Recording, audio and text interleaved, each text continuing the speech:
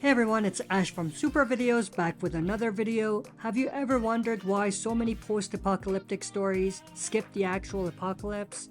1 minute the world is fine, and the next, boom.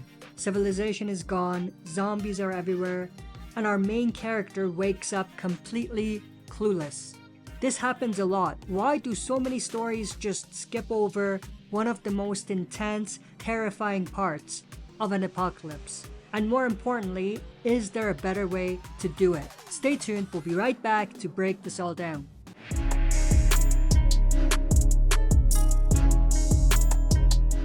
Alright, as always, before we dive into it, smash the like button, subscribe to join our community, and press the bell to be notified when I upload on the channel. One of the biggest examples of this is The Walking Dead. Rick Grimes wakes up from a month-long coma, and suddenly, the world has already ended. Now this does two things. It skips the build-up. We don't see the slow breakdown of society, how people react, or how Rick would have handled it.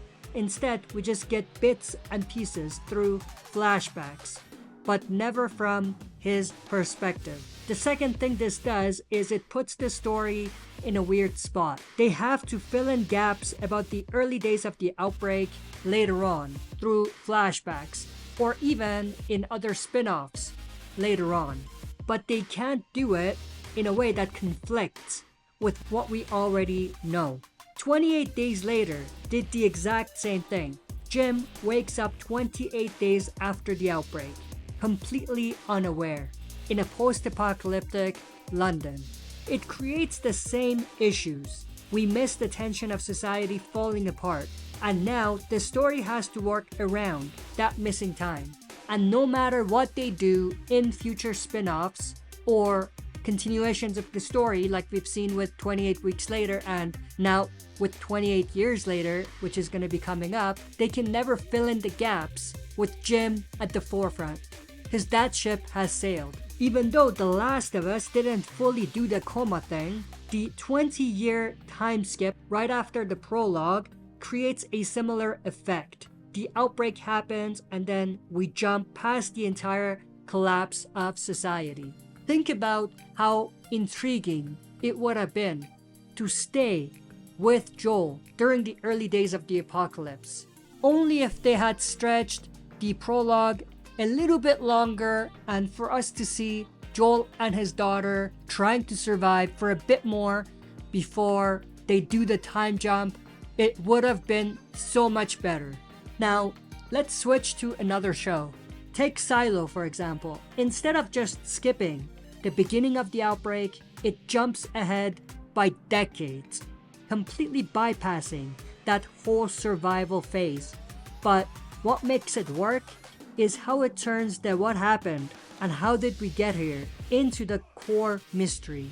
That question drives the entire story, making it less about immediate survival and more about uncovering the truth of the past. And here's the weird part.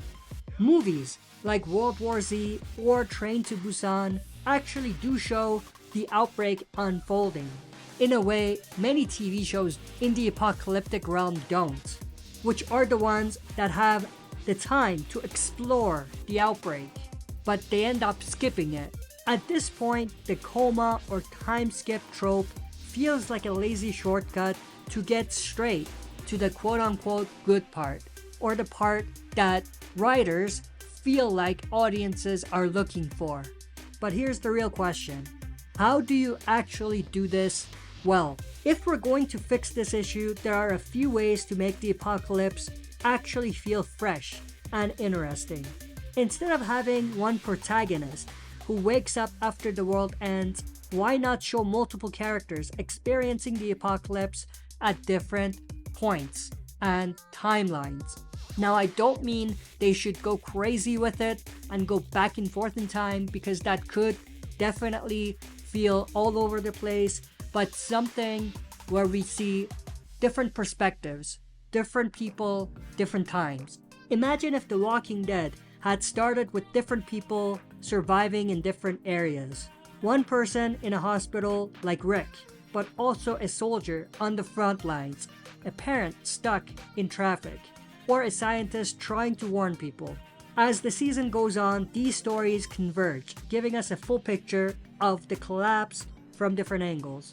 This way, we still get the mystery of a fragmented timeline without just skipping over everything. Another way to make this work is to make the coma or isolation more unique. If a character has to be isolated from the apocalypse, at least make it interesting.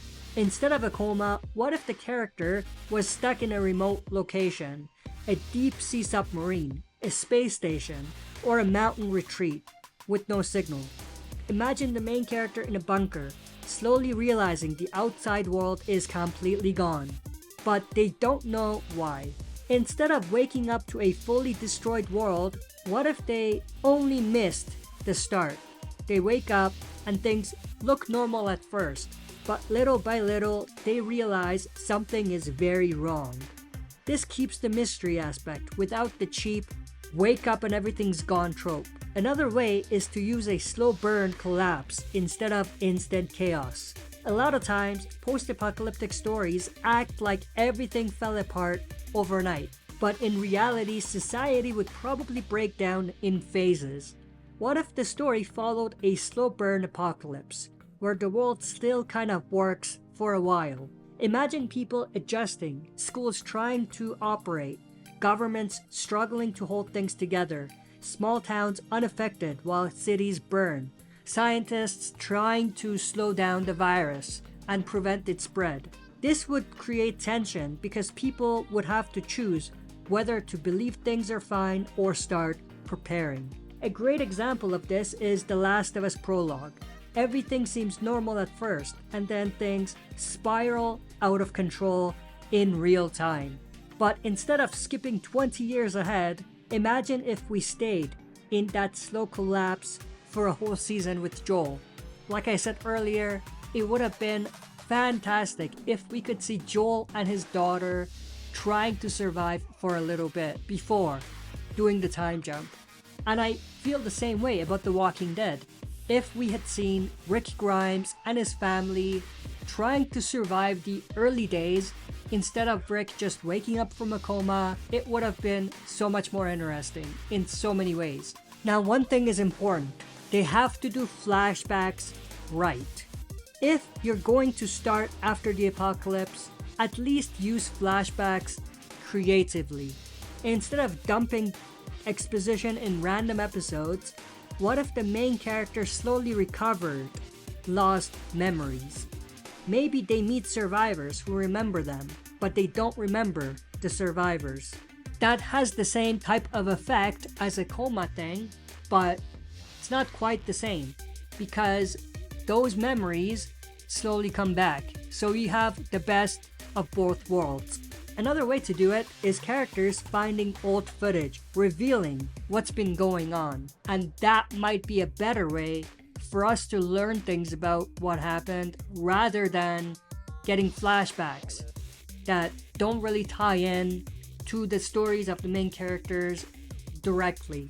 So instead of just filling in missing details, this method makes the past part of the story's mystery, much like what they're actually trying to do with a show like Silo. So to wrap things up, the coma time skip trope isn't always bad, but it's so overused that it usually feels like a lazy shortcut to skip the most interesting part of the apocalypse. There are many ways to make an outbreak feel fresh. Multiple perspectives, unique isolation stories, slow burn collapses, and better flashbacks. So what do you think? Would you rather see a post-apocalyptic story that actually shows the outbreak in real time? Or do you like the mystery of skipping ahead? Let me know in the comments. As always, if you enjoyed this video, smash the like button, subscribe to join our community, and press the bell to be notified when I post more videos like this in the future. That's it for this video. See you next time for another super video.